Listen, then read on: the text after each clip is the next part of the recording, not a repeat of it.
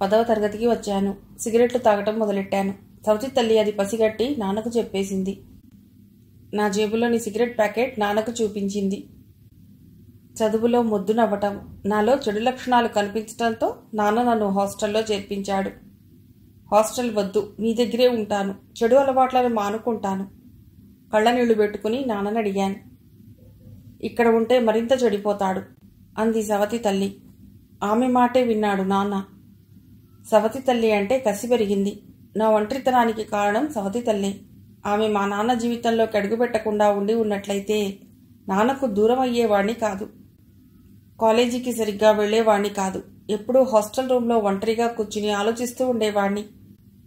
బాగుపడే లక్షణాలు నాలో లేవనే నిర్ధారణకొచ్చాడు నాన్న. ఆయన చనిపోయే ముందు ఆస్తి అంతా అమ్మేసి ఆ డబ్బు సవతి తల్లి పేరు మీద బ్యాంకులో వేశాడు. ఆ సంఘటన నన్ను మరింత బాధించింది. నాన్న చనిపోయాక మనీ ఆర్డర్లు రావటం తగ్గిపోయాయి. సవతి తల్లిని చంపేయాలనుకున్నాను. నాకు అవకాశం రాలేదు. మా ఊరు వెళ్లేసరికి ఆమె మరణశయ్యపై ఉంది. బ్లడ్ క్యాన్సర్ వచ్చింది. ఇంటి నిండా ఆమె బంధువులే ఉన్నారు. ఆ ఇల్లు నాన్న ఇచ్చిన డబ్బుతో ఆమె కొనుక్కున్నదే. ఆస్తి, బ్యాంకులో డబ్బు ఆమె బంధువులే కాజేశారు. నాకు దక్కవలసిన ఆస్తి చేజారిపోయిందనే బాధ నాకు ఎప్పుడూ కలగలేదు. నా బాధంతా నా చేతులతో సవతి తల్లిని చంపలేకపోయానని. నాన్న చనిపోయాక ఓ బంధువుతో అక్రమ సంబంధం కూడా పెట్టుకుందిట. అందుకే నా కసి సవతి తల్లుల మీద, అక్రమ సంబంధాలు పెట్టుకున్న వాళ్ల మీదకు మళ్ళింది. నా దృష్టిలోకి గాయత్రి, రమాదేవి వచ్చారు. గాయత్రిని ప్రేమించాను. పెళ్లి కూడా చేసుకుందాం అనుకున్నాను. ఆమె అందరితో సంబంధాలు పెట్టుకోవటం నచ్చలేదు. ఎన్నోసార్లు చెప్పినా ఆమె తన పద్ధతి మార్చుకోలేదు. ఆమెను వెహికల్ కిందకు తోసేశాను. రమాదేవి కూడా అంతే. సవతి కొడుకును నానా రకాలుగా హింస పెట్టడం చూశాను. హెచ్చరించినా పద్ధతి మార్చుకోలేదు. కోపం వచ్చింది. బాత్రూంలో నీళ్ల టబ్లో తల ముంచేసి హత్య చేశాను. ఆధారాలు దొరకకుండా జాగ్రత్త పడ్డాను. ఇప్పుడు ఎటువంటి ఇబ్బంది లేదు.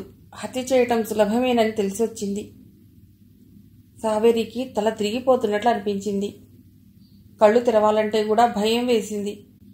మానసిక స్థితి సరిగ్గా లేని అతడిని చూడాలంటే ఆమెకు భయంగా ఉంది. ఆందోళన, భయంతో గుండె వేగంగా కొట్టుకుంటోంది. అతడు తొందరగా తన కథను ముగించటం ఆమెకు ఆశాభంగం అయింది. తన కథ చెప్పడానికి అతడు ఎక్కువ సమయం తీసుకుంటే ఈలోగా ఎవరో ఒకరు రావచ్చు, తనను రక్షించవచ్చు అనుకుందామే. సిగరెట్ వెలిగించి మళ్లీ మాట్లాడటం మొదలెట్టాడతడు. మా నాన్న సహాయం పొందిన ఓ పెద్ద మనిషి నన్ను చేరదీశాడు. నాతో ఓ ఫ్యాన్సీ స్టోర్ పెట్టించాడు. వ్యాపార మెళకువలు నేర్చుకున్నాను. ఆర్థికంగా ఇబ్బందులేవీ లేవు. సొంత ఇల్లు, కారు ఉన్నాయి. అటాచ్మెంట్స్ లేవు. పోలీసులకు ఎప్పుడు దొరికిపోయినా ఇబ్బంది లేదు. ఉరికంబం ఎక్కడానికి సిద్ధంగా ఉన్నాను. కాకపోతే నా టార్గెట్ పూర్తి చేసుకుని అప్పుడు హ్యాపీగా ఉరికంబం ఎక్కుతాను. ఏవో కబుర్లు చెప్పి ఇక నిన్ను విసిగించదలుచుకోలేదు. నేను నిన్ను చంపను. నీ అంతట నువ్వు ఊపిరాడక చనిపోయేటట్లు చేస్తాను. లేచి నిలబడ్డాడు. శశివర్ధన్ ఆమెను అవలీలగా ఎత్తుకుని భుజం మీద వేసుకున్నాడు. ఇంటి వెనక వైపుకి వెళ్ళాడు. ఈశాన్యం దిక్కున పెద్ద వాటర్ పంప్ కనిపించింది. ఆమెను కిందకు దించాడు. చేతులు వెనక్కి మడిచి కట్టిన తాడు సరిగ్గా ఉందో లేదోనని ఓసారి పరీక్ష చేసుకున్నాడు.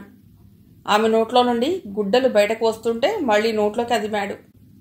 ఆమె గింజుకుంటుంటే అక్కడే పడి ఉన్న ఇనప బక్కెన్న తీసుకుని ఆమె తలపై గట్టిగా మోదాడు.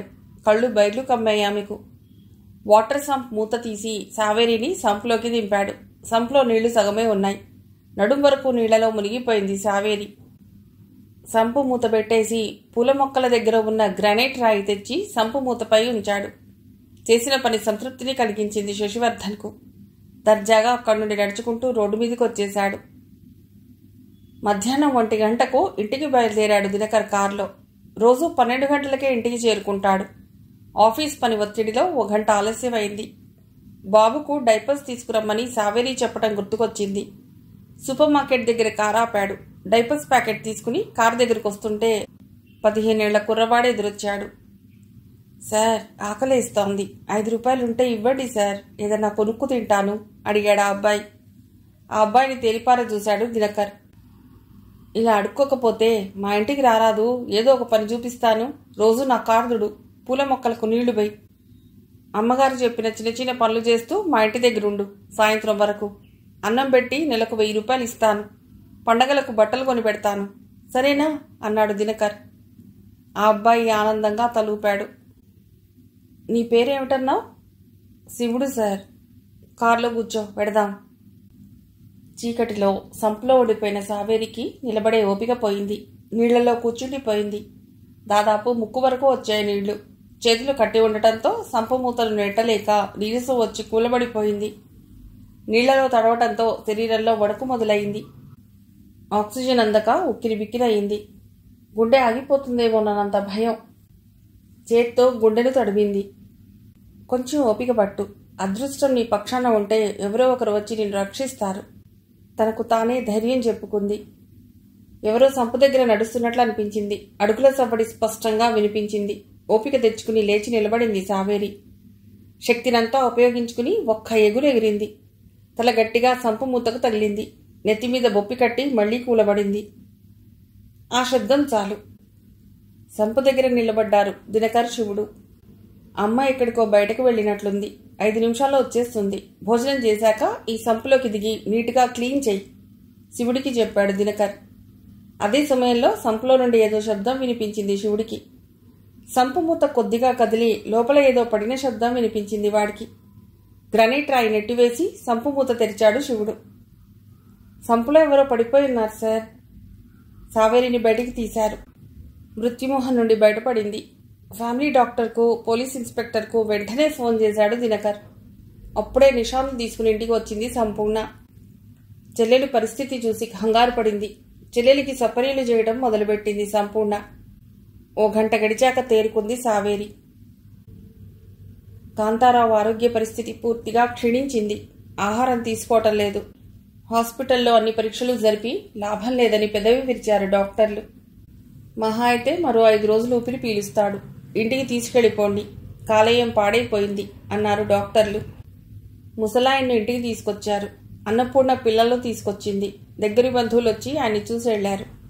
చివరి క్షణాల వరకు సంపూర్ణను తన పక్కనే ఉండమని చెప్పాడు. ఒంట్లో కొంచెం ఓపిక ఉన్నప్పుడే అందర్నీ గదిలోకి పిలిపించి చెప్పేశాడు. నా పేరు మీద ఉన్న ఆస్తిపాస్తుల వివరాలు, అవి ఎవరికి చెందాలన్న విషయం వీలునామాలో వివరించాను. ఏమీ లేని స్థితి నుండి సిటీలోని సంపన్న కుటుంబాల జాబితాలోకి ఎగబాకాను. జీవితం తృప్తినిచ్చింది. ఒకే ఒక్క అసంతృప్తి, కళ్ల ముందే మనువడు మట్టిలో కలిసిపోవటం. ఉగాది పచ్చడిలా జీవితం అన్ని రుచులను చూపిస్తుంది. నేను చనిపోయాక ఎవ్వరూ కంటతడి పెట్టొద్దు. ఆనందంగా సాగనంపండి మరుభూమికి. ఆయాసం వచ్చి చెప్పలేకపోయాడు. మాట్లాడితే రొప్పు వస్తుంది మీకు, విశ్రాంతి తీసుకోండి అంది దుర్గమ్మ.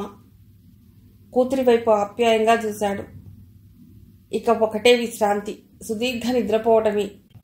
చేయవలసిన పనులన్నీ అయిపోయాయి. చావు కోసం ఎదురు చూడటం తప్పితే మరో పనిలేదు. నవ్వే ప్రయత్నం చేస్తూ అన్నాడు కాంతారావు. అందరి మనస్సులు బరివెక్కాయి. ఎదురుగా ఉంటే ఎక్కువ ఉద్రేకపడతాడని ఆయన గదిలో నుండి బయటకు వచ్చారు. రాత్రి బాగా పొద్దుపోయాక నిద్రపోవటం, పగలంతా పనితో అలసిపోవటంతో ఆ రాత్రి మొద్దు నిద్ర పట్టేసింది సంపూర్ణకు. ఉదయం ఆలస్యంగా లేచింది. మామూలుగా అయితే అప్పటికే కాంతారావు 4-5 సార్లు కాలింగ్ బెల్ నొక్కి ఉండేవాడు. ఆయన బెడ్ పక్కనే ఎలక్ట్రికల్ బెల్ బటన్ ఏర్పాటు చేశారు. అది నొక్కితే సంపూర్ణ గదిలో మోగుతుంది. ఆయనకు కావలసినవి అమర్చుతుంది సంపూర్ణ. స్నానం చేసి కాఫీ కప్పు ట్రేలో పెట్టుకుని పెద్దాయన గదికి వెళ్ళింది. దుప్పటి కప్పుకుని నిద్రపోతూ ఉన్నాడు. దుప్పటి తొలగించి మెల్లిగా భుజం తట్టింది. భుజం గట్టిగా చేతికి తగిలేసరికి అనుమానం వేసింది. ముక్కు దగ్గర వేలు పెట్టి చూసింది. ఆయన ఛాతీ మీద చెవి ఆనించి గుండె చప్పుడు వినాలనే ప్రయత్నం చేసింది. మనిషిలో చలనం లేదు. శ్వాస ఆగిపోయింది. శరీరం చల్లగా తగిలింది. ఆయన చనిపోయాడని నిర్ధారించుకుని దుర్గమ్మ గదికి వెళ్లి చెప్పింది. దుర్గమ్మ, గోపాలరావు బంధువులందరికీ ఫోన్ చేసి చెప్పారు. నిద్రలోనే చనిపోయాడు ప్రశాంతంగా. అలాంటి ముగింపు అందరూ కోరుకుంటారు. కొందరికే అదృష్టం దక్కేది అన్నాడు గోపాలరావు ఇంటికి తరలి వచ్చిన వ్యాపార వర్గాలతో. కాంతారావు చనిపోవటంతో సంపూర్ణకు ఓ చిక్కు వచ్చి పడింది. దుర్గమ్మ ఎప్పుడో సంపూర్ణను పనిమాన్పించి పంపించి వేయాలని అనుకుంది. కాంతారావే అడ్డుపడుతూ ఉండేవాడు. సంపూర్ణ మీద ఈగోవాలనిచ్చేవాడు కాదు. ఇంట్లో పని మనిషిగా కాకుండా కుటుంబ సభ్యురాలిగా ఆమెను చూసేవాడు. ఇప్పుడు ఆయన లేకపోవటంతో సగం పని తగ్గింది. ఇంటి జమా ఖర్చులు చూడటం, వంట మనిషికి ఏ కూరలు వండాలో చెప్పటం, వాచ్మెన్ డ్రైవర్ని అజమాయిషీ చేయటం, ఇవన్నీ ఓ గంటలో చేసుకుపోవచ్చు. మిగతా సమయమంతా ఖాళీగా కూర్చోవటమే. పని మానేసి వెళ్ళిపోమని దుర్గమ్మ ఎప్పుడు అంటుందా అని ఎదురు చూస్తూ ఉంది. బతికున్న రోజుల్లో సంతోష్ ఉన్న గదిలో అతడి పుస్తకాలు, బీరువాలో అలాగే ఉంచేసిన అతడి బట్టలు సర్దుతూ ఎక్కువసేపు కాలక్షేపం చేస్తూ ఉంది. దుర్గమ్మ వచ్చింది ఆ గదిలోకి. ఇక్కడేం చేస్తున్నావు? మీ అబ్బాయి పుస్తకాల మీద బట్టల మీద దుమ్ము పేరుకుని ఉంటే దులుపుతున్నాను. అవన్నీ మేం చేసుకుంటాంలే. నాన్నగారు ఉన్నప్పుడు నీ అవసరం ఎక్కువ ఉండేది. ఇప్పుడు నువ్వు చేయవలసిన పనులేవి పెద్దగా లేవు. మరో చోట నీకు ఉద్యోగం దొరికే వరకు ఈ ఇంట్లో ఉండవచ్చు అంది దుర్గమ్మ. కను కొలకుల్లో నీళ్లు నిలిచాయి. చీర కొంగుతో కళ్ళు తుడుచుకుంది. సంతోష్తో ప్రేమయాత్ర చేసిన ప్రదేశం ఇది. సొంత తాతగారిలాగే ఆదరించాడు పెద్దాయన. ఈ ఇంటితో అనుబంధం పెంచుకుంది. సొంత ఇల్లులాగే భరిస్తూ ఇంట్లో తిరిగింది.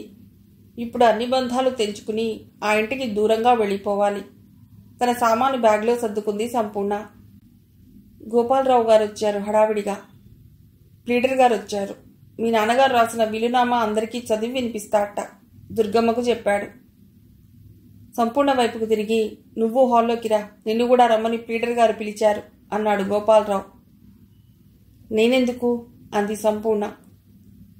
మావయ్య గారికి ఎక్కడెక్కడ ఏ ఏ ఆస్తులున్నాయో నాకే తెలియదు. నీ పేరు మీద కూడా ఏదన్నా రాశాడేమో. ప్లీడర్ గారు వీలునామా చదివి వినిపిస్తారు కదా, అన్నీ తెలుస్తాయి. కిందికి హాల్లోకి రండి. అందరూ హాల్లోకి చేరారు. అన్నపూర్ణ, ఆమె భర్త రాంబాబు కూడా వచ్చారు. వాళ్ళని రమ్మని గోపాలరావే కబురు చేశాడు. బిల్లులో ఏం రాశాడో తెలుసుకోవాలన్న ఆసక్తి పెద్దగా ఎవరికీ లేదు. ఎందుకంటే పెద్ద ఆయన పేరు మీదున్న ఆస్తిపాస్తులు ఆయన కూతురు దుర్గమ్మకు చెందేటట్లు రాస్తాడు అని అనుకున్నారంతా. వీలునామాలో ముఖ్యమైన భాగాలు చదివి వినిపించాడు ప్లీడర్ గారు. బాల్యంలో పేదరికానికి వారసుని నేను. కట్టుబట్టలతో హైదరాబాద్ వచ్చాను. ఓ కరుణామయుడు నాకు నీడనిచ్చి సుల్తాన్ బజార్లో ఉన్న బట్టల షాపు నా పేరు మీద రాశాడు. ఆ షాపు మీద వచ్చిన ఆదాయంతో చిక్కడపల్లి, సికింద్రాబాద్లలో మరో 2 షాపులు కొన్నాను. అల్లుడు గోపాలరావు కష్టపడి వ్యాపారాన్ని బాగా వృద్ధిలోకి తీసుకొచ్చి సికింద్రాబాద్లోనే మరో బట్టల షాపు, 2 సినిమా థియేటర్లు కొన్నారు. అవన్నీ నా కూతురు దుర్గమ్మకు చెందుతాయి. అమృతరావు గారు నాకు ఇచ్చిన సుల్తాన్ బజార్లోని బట్టల షాపు, జూబ్లీ హిల్స్లోని వైభవ్ విల్లా, మారుపూడి పున్నారావు పెద్ద కూతురు సంపూర్ణకు చెందుతాయి. ఆమె నాకు చేసిన సేవలకు కృతజ్ఞతలతో అమృతరావు గారి నుండి సంక్రమించిన ఆస్తి మరో అమృతమూర్తి సంపూర్ణకు సర్వ హక్కులతో చెందుతాయి.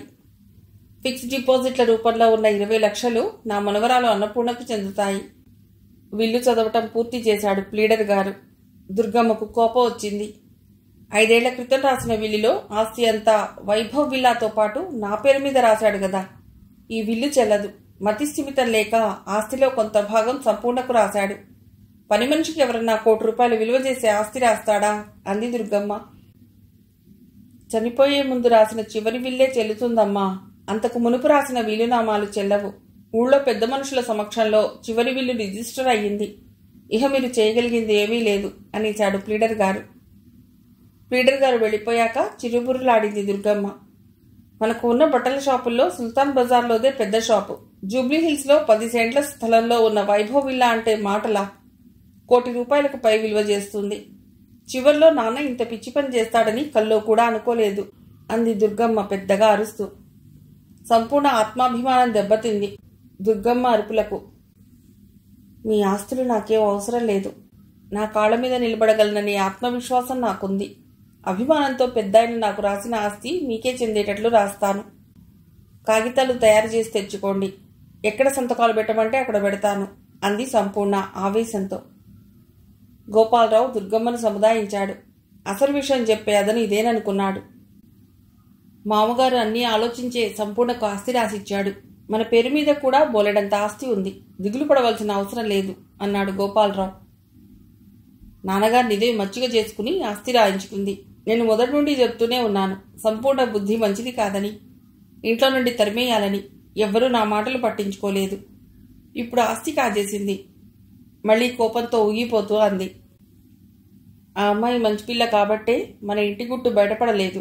నీ కొడుకు సంపూర్ణను అనుభవించి పెళ్లి కాకుండానే తల్లిని చేశాడు. మరో అమ్మాయితో పెళ్లికి సిద్ధపడ్డాడు. సంతోష్ సంపూర్ణతో తిరుగుతున్నాడని నీకు తెలిసినా ఆ అమ్మాయినే మందలించి వేరే అమ్మాయితో కొడుకు పెళ్లి చేశావు.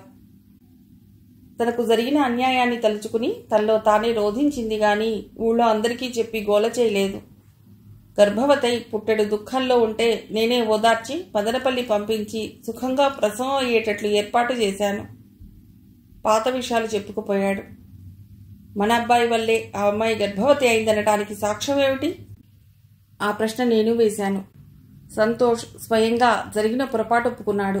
సంపూర్ణకు సాయం చేయమని అర్థించాడు. వాళ్ళిద్దరూ దిగిన ఫోటోలు చూశాను. మనవాడు ఆ అమ్మాయికి బహుమతిగా ఇచ్చిన గోల్డ్ రింగ్ చూశాను. సంపూర్ణ చెప్పినా నువ్వు నమ్మవు. సాక్ష్యం ఇవ్వటానికి ఇప్పుడు సంతోష్ లేడు. వాళ్ళిద్దరి కలయికకు తీపి గుర్తుగా మిగిలింది వాళ్లకు పుట్టిన బిడ్డ. సంపూర్ణ 10 రోజుల కిందట మన ఇంటికి తీసుకొచ్చింది ఆ బాబుని. ఆ బాబులో ఉన్న సంతోష్ పోలికలే ఆ బాబు నీ మనవడు అనడానికి సాక్ష్యం నెమ్మదిగా అన్నాడు గోపాలరావు. మెత్తబడిపోయింది దుర్గమ్మ. ముద్దులు మూటగట్టే నిషాద్ మోము కళ్లల్లో మెదిలింది. అవును, ఆ బాబులో తన కొడుకు పోలికలున్నాయి. రక్త సంబంధం కాబోలు. వాడు ఇంట్లో ఉన్నంతసేపు వాడి చుట్టూ తిరిగింది. పొరపాట్లు చేయని మనిషి ఉండడు. జీవితాన్ని సరిదిద్దుకుంటూ ఉండవలసిందే ఆఖరి శ్వాస వరకు. ఆచరణలో పెట్టని నిన్నటి గొప్ప విషయం కంటే ఈ రోజు వచ్చిన ఆలోచనను అమలులో పెట్టడమే మంచిది. తను మారితే లోకమే మారిపోతుంది. సంపూర్ణ దగ్గరకు వెళ్లి తల నిమురుతూ ఉండిపోయింది దుర్గమ్మ. ఆ ఆత్మీయ స్పర్శకు కరిగిపోయింది సంపూర్ణ. గుండెలో దుర్గమ్మ పట్ల గూడు కట్టుకున్న కోపం, కసి దూది పింజలా ఎగిరిపోయింది. నాన్నగారు మంచి పనే చేశారు. సొంత కూతుర్లా ఆయనకు సేవలు చేశావు. ఈ ఇంటి వారసుడికి అన్యాయం జరగకుండా ఇల్లు నీ పేరు మీద రాశారు. నాకిప్పుడు సంతోషంగా ఉంది. ఇప్పటి వరకు నిన్ను పురుగును చూసినట్లు చూశాను. నన్ను క్షమించు. మా కుటుంబంలో సభ్యురాలిగా ఎప్పుడో అయిపోయావు. నేను గుర్తించడమే ఆలస్యం అయింది అంది దుర్గమ్మ. దుర్గమ్మ చేతిలోకి తీసుకుని నిమిరింది సంపూర్ణని. నిశాంత్ నా మనవడని అందరికీ చెప్పేస్తాను. నువ్వు నా కోడలివని గర్వంగా చెప్పుకోవాలి. నిశాంత్ పుట్టినరోజు వేడుకలు మన ఇంట్లో ఘనంగా జరగాలి. ఎప్పుడు వాడి పుట్టినరోజు అడిగింది దుర్గమ్మ. ఆలోచనలో పడింది సంపూర్ణ. వాళ్ళింటి దగ్గర పుట్టినరోజు బాగా జరుపుకోవాలని చెల్లెలు ముచ్చటపడుతోంది. మనవడి పుట్టినరోజు ఇక్కడ జరగాలని దుర్గమ్మ కోరుకుంటోంది. ఇదో సమస్యలా మారేటట్లుంది. బాబును మా చెల్లెలికి దత్తత ఇచ్చేశాను కదా, వాళ్ళింటి దగ్గరే నిశాంత్ పుట్టినరోజు వేడుకలు జరుపుకోవాలని మా చెల్లెలు అనుకుంటూ ఉంది అంది సంపూర్ణ. నీ కొడుకు నీ దగ్గర ఉండకుండా నీ చెల్లెలు దగ్గర ఉండటమేమిటి? బాబుని తీసుకొచ్చేసేయ్ కంఠస్వరం పెంచి పెద్దగా అంది దుర్గమ్మ. అప్పటి వరకు మౌనంగా కూర్చున్న గోపాలరావు కలుగజేసుకున్నాడు. అప్పుడంటే పెళ్లిగాని పిల్ల గర్భవతి అయిందని ఊళ్ళో జనం నిన్ను కాకుల్లా పొడుస్తారని పుట్టిన బిడ్డను దత్తు ఇచ్చేయమని చెప్పాను. ఇప్పుడు మా కుటుంబానికి వారసుడు వాడొక్కడే. నీ కొడుకును నువ్వు తెచ్చేసుకో. వాడిని వదిలి నువ్వు ఒంటరిగా ఉండగలవా అన్నాడు గోపాలరావు. నవ్వొచ్చింది సంపూర్ణకు. ఇప్పుడు తన స్టేటస్ పెళ్లిగాని పిల్లే.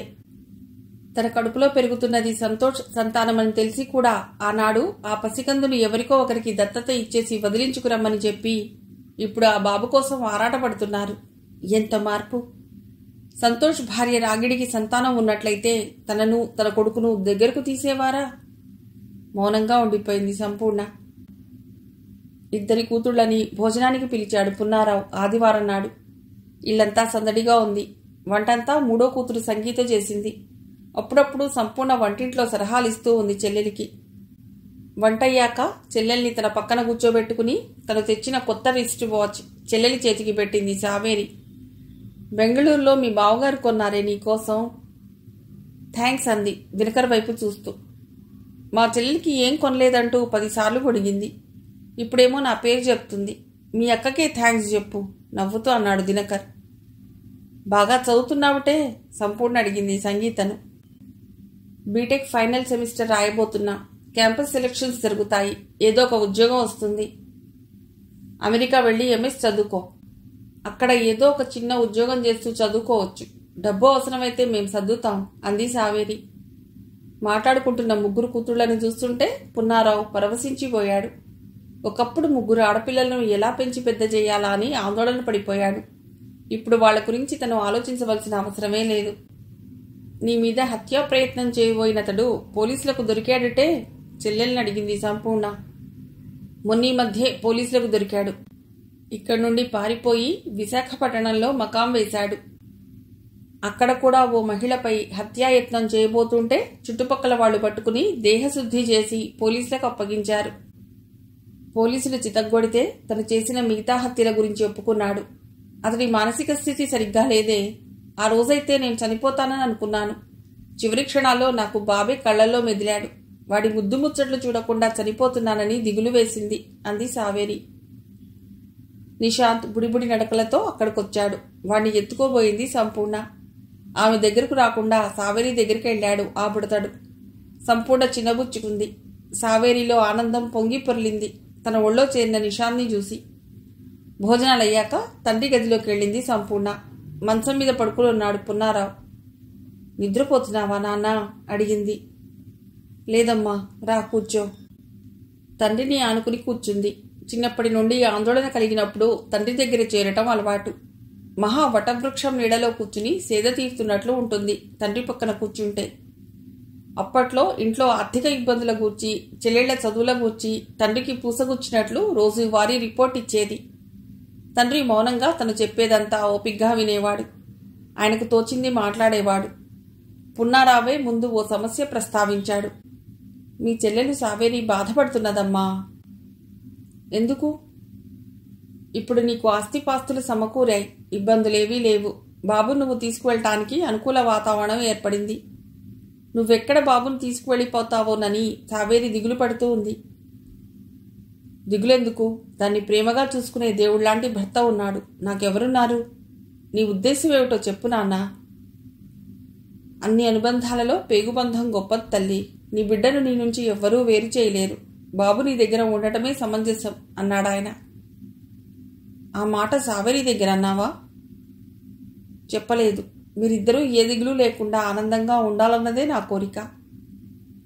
సావేరి మనస్సు నొప్పించకూడదని తండ్రి మనస్సులో ఉంది. బాబును సావేరి దగ్గరే వదిలేయమని చెప్పలేకపోతున్నాడు.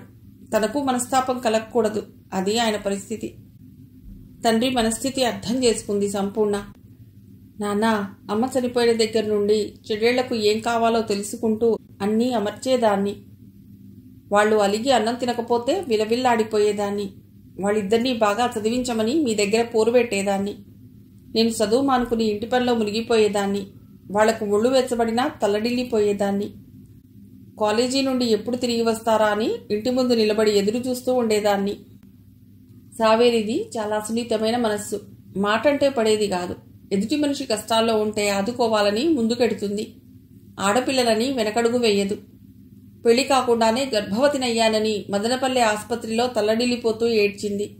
నా బిడ్డను పెంచుకుంటామని భార్యాభర్తలిద్దరూ ముందుకొచ్చారు. ఆ తర్వాత బిడ్డలను కనే యోగ్యత కోల్పోయింది. గర్భసంచి తీసేశారు. ఇప్పుడది నిశాంతే తన సర్వస్వం అనుకుంటుంది.